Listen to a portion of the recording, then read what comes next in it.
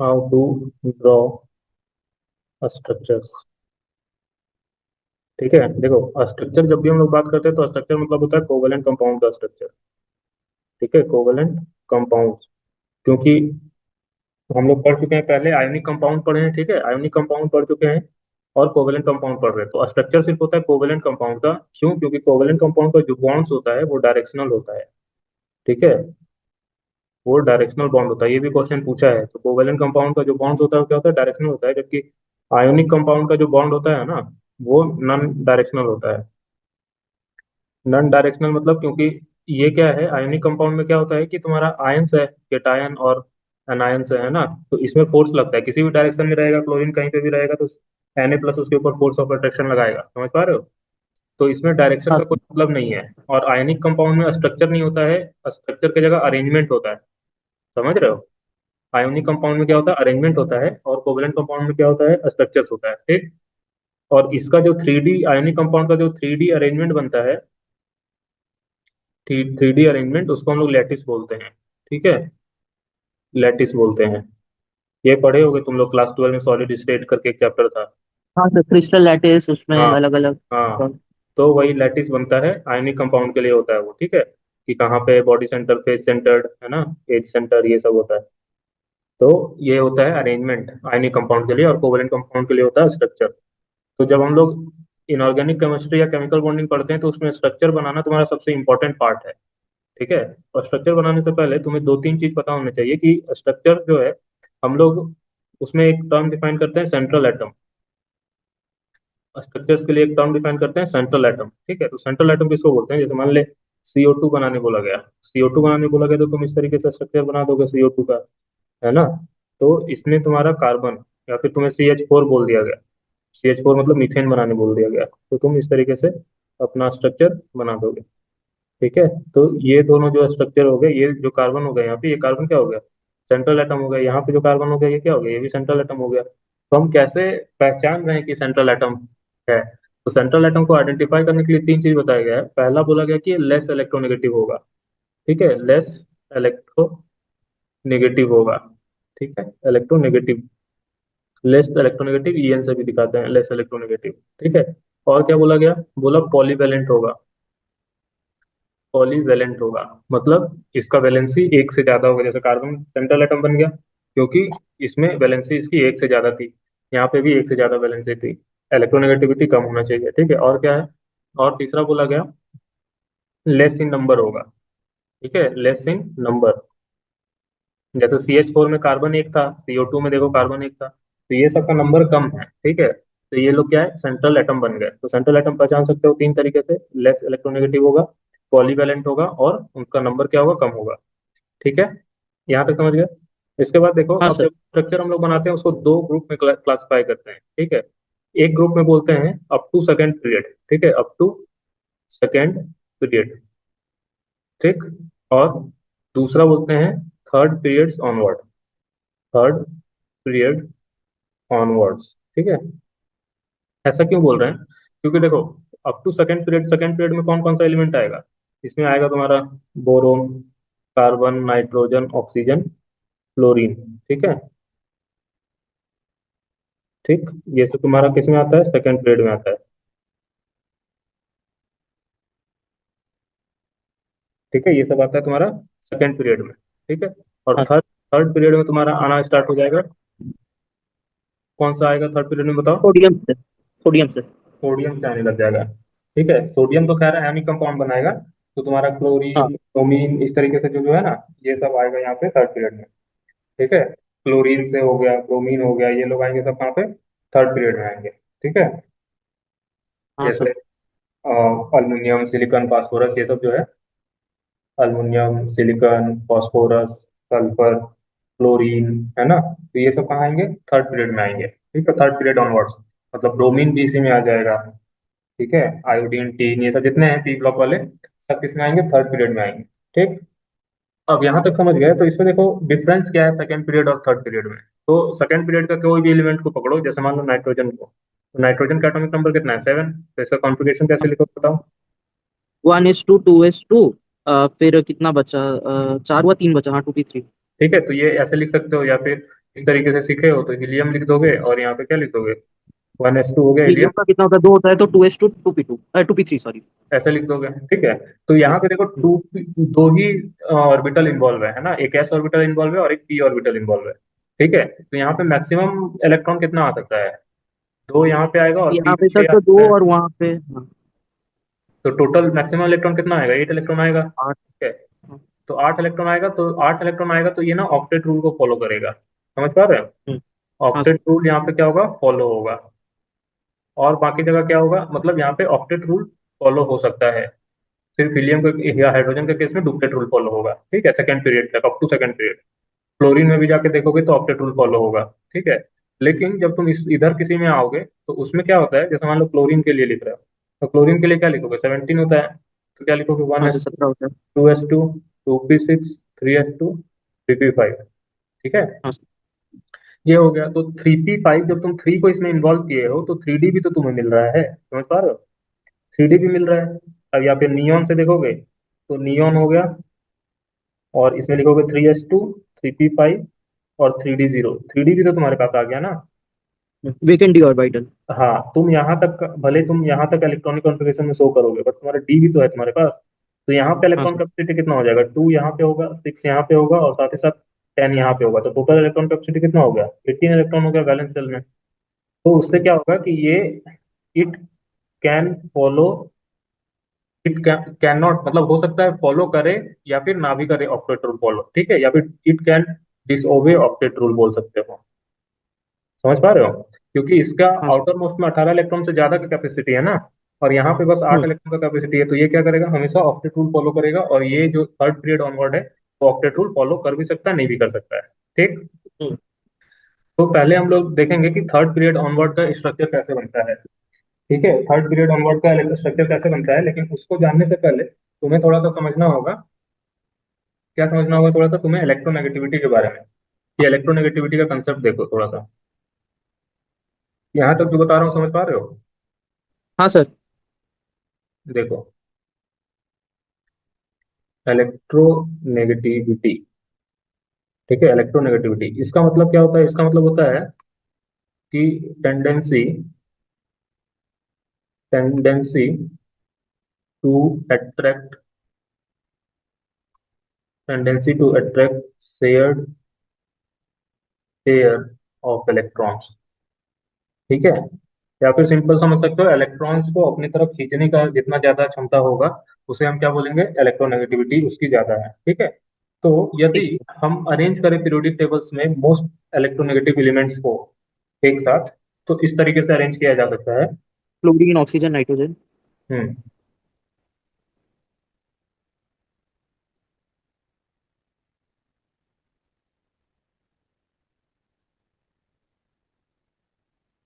ठीक है, इसमें तुम्हें याद रखना है, फोन कॉल, फोन कॉल बोलते हैं ना हम लोग, हाँ फोन सर। ब्रिक्स, ठीक है, फोन कॉल ब्रिक्स पीएचबी, ये याद रखना है, ठीक।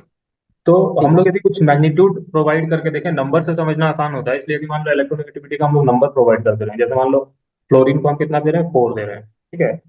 तो ऑक्सीजन कितना हो जाएगा, 3.5 हो जाएगा, ठीक। नाइट्रोजन कितना हो जाएगा, 3 हो जाएगा, और क्लोरीन कितना होगा, 3 होगा, ठीक है। तो इस तरीके से हम लोग इसको कुछ नंबर दे दिए, तो सबसे ज्यादा इलेक्ट्रोनेगेटिव कौन हो गया, फ्लोरीन, फिर ऑक्सीजन, फिर नाइट्रोजन, फिर क्लोरीन, फिर ब्रोमीन, फिर आयोडीन, है ना, फिर कार्बन, फिर सल्फर, और उसके बाद ये तीनों आते हैं। तो इसमें अब तुम ये भी बोल सकते हो कि मतलब हम लोग यहाँ पे क्या लिए ना, यहाँ पे सिर्फ जो मोस्ट इलेक्ट्रोनेगेटिव एलिमेंट्स है पीरियोडिक टेबल में, most electronegative elements most electronegative elements arrange in descending order, ठीक है, उनको क्या किया, अरेंज किए हम लोग डिसेंडिंग ऑर्डर में, अरेंज इन डिसेंडिंग ऑर्डर, ठीक है। तो ये यहाँ हाँ पे सर। अरेंज किए हैं। दूसरा दूसरा वाला जो है उसको देखो, ये एक चीज हो गया इलेक्ट्रोनेगेटिविटी में याद रखने का। दूसरा है वो हम लोग lithium, beryllium, boron, carbon, nitrogen, oxygen और फ्लोरीन, ठीक है, इस तरीके से अरेंज किए हैं। हम लोग लिथियम को 1 नंबर दिए हैं, ठीक है, क्योंकि ये इलेक्ट्रोनेगेटिव बहुत कम होता है, इसको 1 नंबर दे दिए। अब यहाँ से तुम्हें क्या करना है, सबका इलेक्ट्रोनेगेटिविटी में सब में 0.5 ऐड करना है, ठीक है, 0.5, तो ये क्या बन जाएगा 1.5।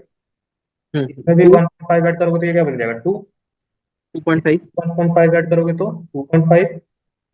3 ये क्या हो जाएगा 3 हो जाएगा। ये क्या हो जाएगा 3.5।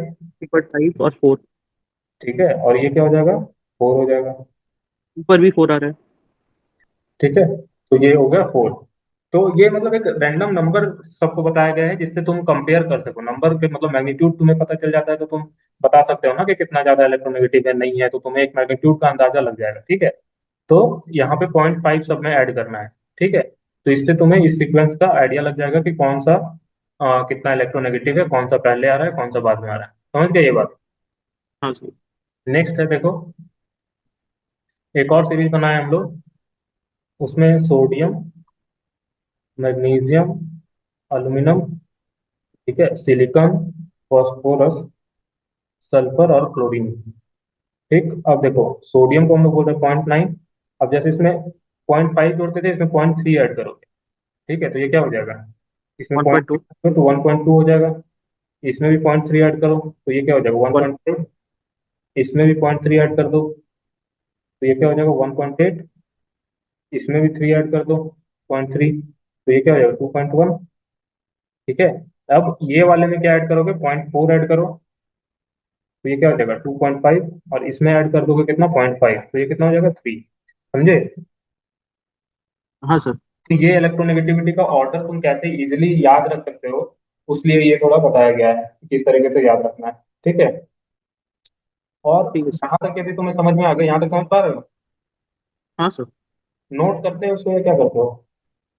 हाँ सर। नोट कर रहे हो तुम या कैसे स्क्रीनशॉट ले रहे हो। मैं स्क्रीनशॉट ले रहा हूँ सर, अब पिछले दिन नोट किया था, आज तबीयत खराब है, स्क्रीनशॉट ले रहा हूँ, बाद में नोट कर लूंगा। अच्छा, ठीक है, देखो अब ये याद हो गया तो तुम्हें कुछ पी ब्लॉक के एलिमेंट्स के वैलेंस इलेक्ट्रॉन याद रखने होंगे। ठीक है, ठीक है sir. Valence electron, valence electron मतलब समझते हो ना, आखिरी सेल में जो इलेक्ट्रॉन्स रहते हैं। हाँ सर। आउटर मोस्ट ऑर्बिटल्स में कितने इलेक्ट्रॉन, शेल में कितने इलेक्ट्रॉन्स रहते हैं? Of some P block elements. ठीक है, तो हाँ सर। जैसे मान लो 3 है, 3, 4, 5, 6, 7, 8। तो इसमें 3 वैलेंस इलेक्ट्रॉन वो कौन कौन से है, boron, aluminium, gallium, indium, thallium. ठीक है, ग्रुप 3 का एलिमेंट बोल सकते हो। ठीक है। हाँ। यहाँ नाइट्रोजन, फास्फोरस, आर्सेनिक, बिस्मथ, वो सब, हाँ। हाँ,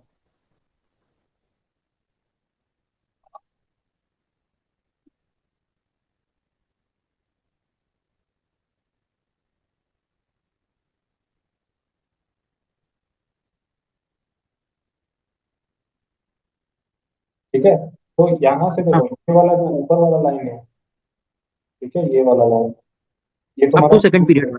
हाँ, ये सेकंड पीरियड का बैलेंस इलेक्ट्रॉन यहाँ से याद रह जाएगा, और यहाँ से थर्ड पीरियड, फोर्थ पीरियड। ठीक है, तो थर्ड हाँ। पीरियड ऑनवर्ड जितना भी है ना, थर्ड पीरियड ऑनवर्ड जितना भी होगा, सब में क्या होगा कुछ। ठीक है, मतलब वैकेंट भी रहेगा ही। ठीक है, जो थर्ड पीरियड का है उसमें 3D वैकेंट रहेगा, जो फोर्थ पीरियड का है उसमें 4D वैकेंट रहेगा। समझ पा रहे हो। सर आपका ना आवाज थोड़ा धीरे आ रहा है, आप कह रहे हैं थर्ड पीरियड से? हाँ, थर्ड पीरियड थर्ड से पीरियड से ऑनवर्ड, क्या होगा? थर्ड पीरियड हाँ। से आगे जितना भी रहेगा हाँ। उसमें क्या होगा, उसमें कुछ ना कुछ वैकेंट अवेलेबल रहेगा। जो 3 वाला है उसमें 3D वैकेंट रहेगा, फोर्थ हम्म। पीरियड वाले का 4D वैकेंट रहेगा। ठीक है, हम्म। 5D या 5F कुछ ना कुछ ऑर्बिटल्स उसमें वैकेंट रहेंगे। ठीक, हम्म। तो अब देखो कुछ सिंपल रूल्स हैं, जो रूल्स के अकॉर्डिंग तुम्हारा क्या होगा स्ट्रक्चर्स बनेंगे। तो रूल्स जो अभी हम लोग पढ़ रहे हैं ये for third period and onward है। ठीक है, ठीक है sir. Third period and onwards. मतलब सोडियम से।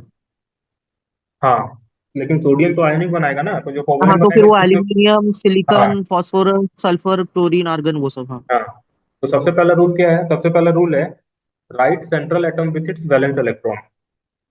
ठीक है sir. Right central atom with its valence electron. ठीक है, विथ इट्स वैलेंस इलेक्ट्रॉन। दूसरा क्या है, right surrounding atom.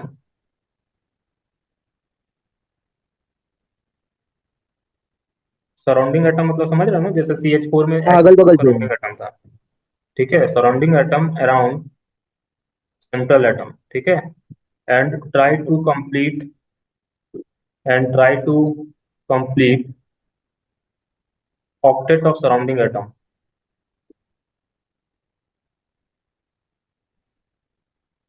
octet of surrounding atom by using bond with central atom, ठीक है। हाँ सर। दो दो पॉइंट हो गया। तीसरा पॉइंट है, while doing so while doing so don't focus on octet of central atom, ठीक है, क्योंकि थर्ड पीरियड ऑनवर्ड है ना, तो इसमें तुम्हारा सेंट्रल एटम का ऑक्टेट एक्सपेंड हो सकता है, ठीक ठीक है। हाँ। तो इसलिए हाँ इसमें सर। क्या है, इसके सेंट्रल एटम के ऑक्टेट पे फोकस नहीं करना है, क्योंकि उसके पास वैकेंट डी ठीक। ऑर्बिटल होगा अवेलेबल। हाँ सर, जैसे PF5 होता है, हम्म। फास्फोरस और 5 फ्लोरीन साथ में, तो हम्म। वहां फिर फास्फोरस का तो वो चला मतलब एक्सटेंडेड एक्सपेंडेड जिसको ऑक्टेट बोलते हैं वो वाला आ जाता है। देखो अभी एग्जांपल्स देंगे तो समझोगे। और जैसे फोर्थ, H2SO4 में भी होता है। हाँ, फोर्थ रूल क्या है, देखो, if molecular formula contains hydrogen and oxygen, ठीक है, एच या ओ अवेलेबल रहे, हाँ, वो देन हमेशा ट्राई टू, सराउंडिंग होगा। हाँ, try to form O H bond, ठीक है, ओ एच बॉन्ड बनाने का कोशिश करो विथ सेंट्रल एटम, ठीक है। यदि मॉलिक्यूलर फॉर्मूला में तुम्हें ऑक्सीजन और हाइड्रोजन दिख रहा है, तो तुम उसके साथ ओ एच बॉन्ड बनाने का कोशिश करो, ठीक। तो जैसे पहला हाँ एग्जांपल सर। देखो, SO2Cl2, ठीक, तो यहाँ सेंट्रल एटम कौन सा होगा? सल्फर लग रहा है। सल्फर होगा, क्योंकि सल्फर एक है अकेला, और इसका हम्म। पॉलीवैलेंसी भी है और इलेक्ट्रोनेगेटिविटी भी क्या है, कम है। सबसे कम है। हाँ, तो अब तुम्हें क्या करना है, सल्फर को बीच में लिख देना है, ठीक है। अब हाँ क्या सर। करते हैं, साथ ही साथ तुम देखोगे कि सल्फर का वैलेंस इलेक्ट्रॉन कितना होता है, कितना होता है सल्फर का वैलेंस इलेक्ट्रॉन? सल्फर सर कहाँ पे आता है? नाइट्रोजन फॉस्फोरस सल्फर, सल्फर आता है 16th में। तो 16 में आ रहा है तो उसका कितना 6 वैलेंस इलेक्ट्रॉन्स होता है। तो 6 वैलेंस इलेक्ट्रॉन सल्फर का ड्रॉ कर दोगे, ठीक है सर। ठीक है। इसके बाद तुम इसके सराउंडिंग में एटम्स को ड्रॉ करोगे, जैसे ऑक्सीजन हाँ। हो गया, क्लोरीन है तो क्लोरीन लिख दोगे, ठीक है। अब हाँ क्या सर। करोगे, अब तुम सबका वैलेंस इलेक्ट्रॉन लिखोगे। ऑक्सीजन में वैलेंस इलेक्ट्रॉन कितना होता है? ए। तो 6 वैलेंस इलेक्ट्रॉन लिख दोगे। और क्लोरीन में वैलेंस इलेक्ट्रॉन कितना होता है? 7। तो 7 लिख दोगे, ठीक है। और अब हाँ जो सर। सराउंडिंग एटम है उसका ऑक्टेट पूरा करोगे, सेंट्रल वाले का ऑक्टेट का चिंता नहीं करना है, सराउंडिंग वाले का करना है। तो देखो, ठीक है सर। इसका ऑक्टेट पूरा हो गया, ये इसका जी ऑक्टेट सर। पूरा हो गया, इसका ऑक्टेट पूरा हो गया, और इसका ऑक्टेट पूरा हो गया, समझ पा रहे हो? ये हाँ सर। यहाँ पे इसका ऑक्टेट पूरा हो गया, 8 इलेक्ट्रॉन, हम्म। 1 2 3 4 5 6 7 8, ठीक है। हम्म। ये क्लोरीन का भी ऑक्टेट पूरा हो गया, 1 2 3 4 5 6 7 8, ठीक है। इसका भी ऑक्टेट पूरा हो गया, ये वाले का भी, 1 2 3 4 5 6 7 8, और इस वाले का भी ऑक्टेट पूरा हो गया, समझ पा रहे हो? अब तुम्हें हाँ। सल्फर का ऑक्टेट से कोई मतलब नहीं है, क्योंकि सल्फर अपना ऑक्टेट को क्या कर सकता है, एक्सपेंड कर सकता है। तो सल्फर हाँ, के पास क्योंकि टोटल बियॉन्ड एक दो 3D है। तीन चार पाँच छः, हाँ। छः मतलब हाँ। 12 इलेक्ट्रॉन इन्वॉल्व हो गया सल्फर के पास, देख पा रहे हो? हाँ सर। तो ऑक्टेट हाँ, 1 2 एक्सटेंड 3। हो गया, बट स्ट्रक्चर इस तरीके से बन जाएगा, ऐसा, ठीक है। और ठीक है सबका सर। लोन पेयर दिखा दो, कहाँ 2 लोन पेयर बचा है, कहाँ 3 लोन पेयर बचा है ना। हाँ सर। तो ये हो गया तुम्हारा एक एग्जाम्पल, समझे? हाँ सर। नेक्स्ट एग्जाम्पल है POCl3, देखो। और इसमें क्या है, फास्फोरस का आउटर मोस्ट कितना इलेक्ट्रॉन होता है, 5। 5 होता है सर। तो इसमें 5 बना दो इलेक्ट्रॉन। अब हाँ सारे सर। एटम्स को लिख दो, सराउंडिंग वाले को। हाँ सर। और उसके बाद जो वैलेंस इलेक्ट्रॉन है उनके उनको भी लिख दो यहाँ पे, मतलब सर फास्फोरस 3 बॉन्ड क्लोरीन के साथ और 2 बॉन्ड ऑक्सीजन के साथ। ठीक है। तो यहाँ पे इस तरीके से बॉन्ड बन जाएगा, लेकिन फॉस्फोरस का ऑक्टेट तो तुम्हें नहीं करना है, तुम्हें सराउंडिंग का ऑक्टेट पूरा करना है। हाँ सर। यहाँ फॉस्फोरस का 10 हो जा रहा है। हाँ, उससे तुम्हें मतलब नहीं है, क्योंकि वो एक्सटेंड कर सकता हाँ। है अपना ऑक्टेट। हाँ ठीक है। सर। तो इसी हाँ, तरीके से बहुत क्लोरीन सारे। का 8 है और ऑक्सीजन का भी 8 है। हाँ, तो वही उस पर फोकस करना है तुम्हें, तो इसी तरीके से स्ट्रक्चर ट्राई करो। SOCl2, हाँ सर।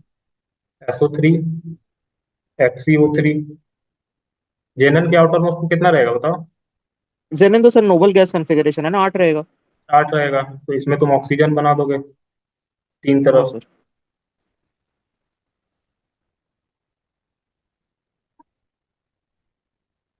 ठीक है। और ऑक्सीजन हाँ को सर। पूरा कर दोगे, सारे ऑक्सीजन का। ये इसका ऑक्टेट पूरा हो गया, ये इसका ऑक्टेट पूरा हो गया, ये इसका ऑक्टेट पूरा हो गया। ठीक। हाँ। और बच जाएगा एक इसके पास, तो ये इसका एक लोन पेयर हो गया। लोन पे। हाँ सर। समझ गया? इसी तरीके से SO3 भी बना सकते हो, SOCl2 भी बना सकते हो। हाँ सर। ये ठीक। दोनों करके मैं आपको सर फिर व्हाट्सएप पे फोटो खींच के भेज दूंगा, SO Cl2 का और SO3 का बना के। अब देखो, यदि मान लो तुम्हारे पास H2SO4 हो, ये सबको हाँ सर। इसको क्या बोलते हैं, ये सबको ऑक्सो एसिड बोलते हैं। ठीक है, क्या बोलते हैं? Oxo acid. ऑक्सो हम्म। एसिड का बेसिसिटी निकालते हैं हम लोग। बेसिसिटी क्या होता है ऑक्सो एसिड का? जितना OH बॉन्ड होगा उतना ही इसका बेसिसिटी होता है। ठीक है। तो जब इस तरीके हाँ। का कंपाउंड रहे तुम्हारे पास जिसमें ऑक्सीजन और हाइड्रोजन है, तो तुम्हें ट्राई करना है मैक्सिमम OH बॉन्ड बनाने का। मैक्स टू मैक्स जितना OH बॉन्ड बने उतना OH बॉन्ड बनाओगे। जैसे यहाँ इस वाले केस में कितना OH बॉन्ड दिख रहा है? सर तो पहले तो सल्फर सेंट्रल एटम बनाएंगे। नहीं नहीं, सेंट्रल मतलब यहाँ पे हाइड्रोजन कितना है? 2 हाइड्रोजन है और ऑक्सीजन 4 है, वो तो दो 2 OH हाइड्रोजन, बॉन्ड हाँ बनता है। तो मैक्सिमम दो OH बॉन्ड बन सकता है। हाँ, तो इसी तरीके से देखो, सल्फर बना लोगे, अब इसमें ऑक्सीजन और तुम्हें हाइड्रोजन देखना है, तो OH बॉन्ड पहले बना लो। OH बॉन्ड ऐसा बन जाएगा। ठीक है। ये हो गया OH बॉन्ड। अब सल्फर के एक एक इलेक्ट्रॉन से शेयर कर लो, बाकी जो ऑक्सीजन बचा है उसे इधर बना दो। समझ पा रहे हो? हाँ सर। तो ऑक्टेट यहाँ पे देखो, इस ऑक्सीजन का ऑक्टेट पूरा हो गया, इस ऑक्सीजन का ऑक्टेट पूरा हो गया। ठीक है। ये पूरा इसका ऑक्टेट पूरा हो गया इस ऑक्सीजन का। ये हाइड्रोजन के साथ भी यहाँ पे एक बॉन्ड, यहाँ एक इलेक्ट्रॉन, यहाँ एक इलेक्ट्रॉन, यहाँ एक, यहाँ पे एक, यहाँ पे दो ऊपर नीचे। ठीक है। तो ये इसका ऑक्टेट है। तो इस तरीके से ऑक्टेट पूरा हो जाएगा, सल्फर का भी 6 बॉन्ड पूरा हो गया। ठीक है। तो इस तरीके से तुम बना सकते हो बहुत सारे स्ट्रक्चर्स, कोई भी स्ट्रक्चर बना सकते हैं। तो एग्जाम्पल के लिए ट्राई करोगे, HClO, HClO2। ठीक है। HClO3, HClO4, H3PO4। ठीक है। HiO4, HbRO3, HiO4। तो ये सारे स्ट्रक्चर्स ड्रॉ कर सकते हो। ठीक है। एच थ्री हाँ पी ओ सर। जैसे बनाना है तो कैसे बनाओगे? मान लो फॉस्फोरस है। ठीक है, अब इसके बैलेंस इलेक्ट्रॉन ड्रॉ कर दो। 5 होंगे। अब इसमें OH बॉन्ड 3 बन जाएंगे H3PO4 में, तो तीन हाँ OH सर। बन जाएंगे, तो तुम 3 OH बना दो। बाकी एक ऑक्सीजन पड़ा रहेगा, वो डबल बॉन्ड बनाएगा। वो एक जो पड़ा रहेगा वो डबल बॉन्ड बना लेगा। ठीक है। तो इस तरीके से हाँ सर। सारे स्ट्रक्चर्स ट्राई करोगे तो ये तुम्हारा बन जाएगा। इसके बाद जो ठीक है। नेक्स्ट क्लास तुम्हारा होगा ना, उस क्लास में हम लोग सीखेंगे सेकंड पीरियड का स्ट्रक्चर कैसे बनेगा, और साथ ही साथ केटायन और एनायन का स्ट्रक्चर कैसे बनेगा। समझ पा रहे हो?